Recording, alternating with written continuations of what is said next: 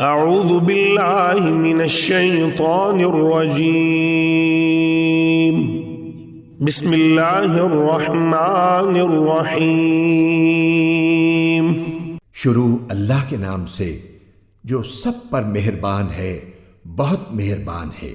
عربی کے قاعدے سے رحمان کے معنی ہے وہ ذات جس کی رحمت بہت وسیع ایکسٹینسو ہو، یعنی اس رحمت کا فائدہ سب کو پہنچتا ہو، اور رحیم کے معنی ہے وہ ذات جس کی رحمت بہت زیادہ انٹینسو ہو، یعنی جس پر ہو مکمل طور پر ہو۔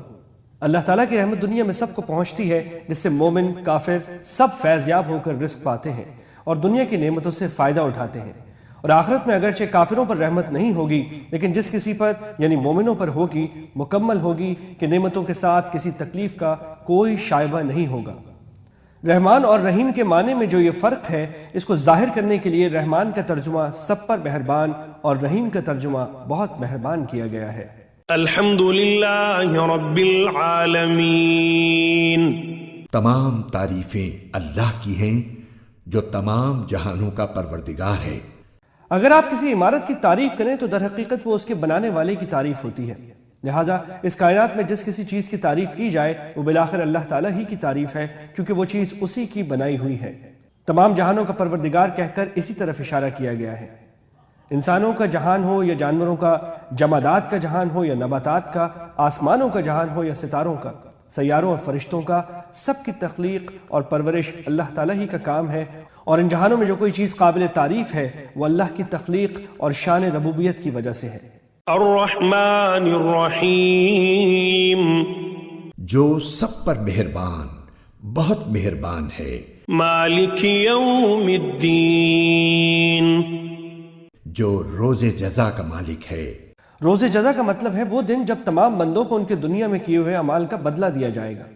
یوں تو روز جزا سے پہلے بھی کائنات کی ہر چیز کا اصلی مالک اللہ تعالیٰ ہے، لیکن یہاں خاص طور پر روز جزا کے مالک ہونے کا ذکر اس لیے کیا گیا ہے کہ دنیا میں اللہ تعالیٰ نے ہی انسانوں کو بہت سی چیزوں کا مالک بنایا ہوا ہے۔ یہ ملکیت اگرچہ ناقص اور عارضی ہے، تاہم ظاہری صورت کے لحاظ سے ملکیت ہی ہے، لیکن قیامت کے دن جب جزا و سزا کا مرحلہ آئے گا تو یہ ناقص اور عارضی ملکیتیں بھی ختم ہو جائیں گی۔ اس وقت ظاہری ملکیت بھی اللہ تعالیٰ کے سوا کسی کی نہیں ہوگی۔ ایاک نعبد و ایاک نستعین، اے اللہ، ہم تیری ہی عبادت کرتے ہیں اور تجھی سے مدد مانگتے ہیں۔ یہاں سے بندوں کو اللہ تعالیٰ سے دعا کرنے کا طریقہ سکھایا جا رہا ہے، اور اسی کے ساتھ یہ واضح کر دیا گیا ہے کہ اللہ تعالیٰ کے سوا کوئی کسی قسم کی عبادت کے لائق نہیں، نیز ہر کام میں حقیقی مدد اللہ تعالیٰ ہی سے مانگنی چاہیے، کیونکہ صحیح معنی میں کارساز اس کے سوا کوئی نہیں۔ دنیا کے بہت سے کاموں میں بعض اوقات کسی انسان سے جو مدد مانگی جاتی ہے وہ اسے کارساز سمجھ کر نہیں بلکہ ایک ظاہری سبب سمجھ کر مانگی جاتی ہے۔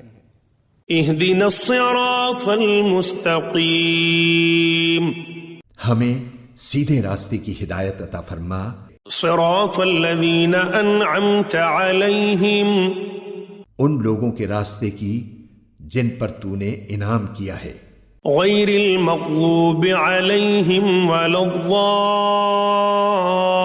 الضالین، نہ کہ ان لوگوں کے راستے کی جن پر غضب نازل ہوا ہے، اور نہ ان کے راستے کی جو بھٹکے ہوئے ہیں۔